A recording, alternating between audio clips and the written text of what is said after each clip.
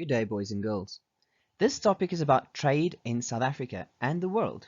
Trade includes all the ways people can make money by buying and selling or exchanging resources.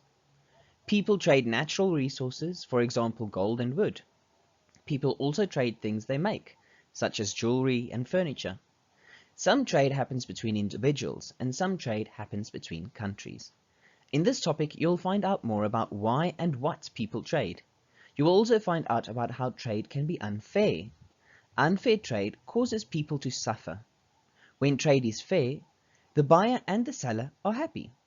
By looking at real trading examples, you will see how important trade is to people's lives. Most people do not make or grow everything they need. People trade to get things they need. Trade is the exchange of goods or work. People trade at markets, in shops, on the internet, and on streets. In the time before there was money, people used to swap things. Another word for swapping is bartering.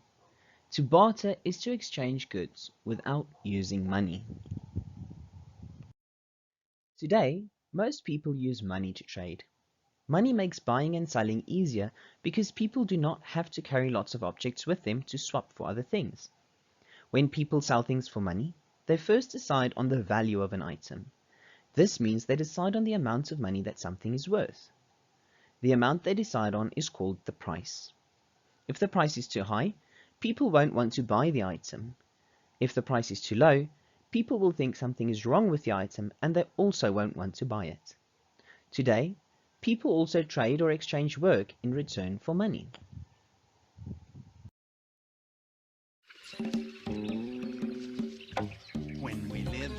There were no shopping malls, and people's manners were Neanderthal. No bodegas, no delis, no corner stores. Shopping trips turned into tugs of war. When not having pull got this man mangled, he thought he'd try an easier angle. I'll give you this for that for this. We'll make a trade called barter. I'll give you this for that for this. We'll have it made with barter. Barter worked well, at least in theory, but a wallet full of yaks could make you weary. Making change for a cow wasn't easy to master unless you were ready for an utter disaster. Shiny shells were far more portable. Why not use them for what's affordable? I'll give you this for that for this. With shiny shells, why barter? I'll give you this for that for this. Shelling out shells is smarter. For farmers in ancient Mesopotamia, the barley they grew was the money mania. When hauling big sacks put their backs in traction, they invented coins to lighten transactions. Now when a man had a debt to settle, he'd dig out some coins made of precious metal. I'll give you this for that for this. Silver or gold or copper. I'll give you this for that for this. With coins you're a smarter shopper. Then China made money even more desirous, printing it on paper made of crushed papyrus. Take one from column A and one from column B. The Chinese paid their checks in paper currency. When Columbus set out on that famous charter, he had no paper money, so he had to barter. He took along some beads for currency, so barter played a part in our discovery.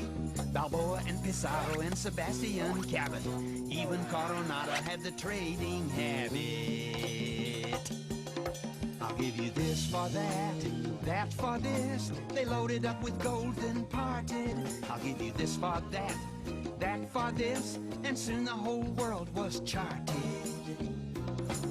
Today we use cash and spend with ardor, but that doesn't mean we don't still barter. When a football team needs an all-pro guard, or a kid like you is into trading cards, take this for that for this. Bills and coins are smarter, but when you pay for that, remember this. It all started out with barter.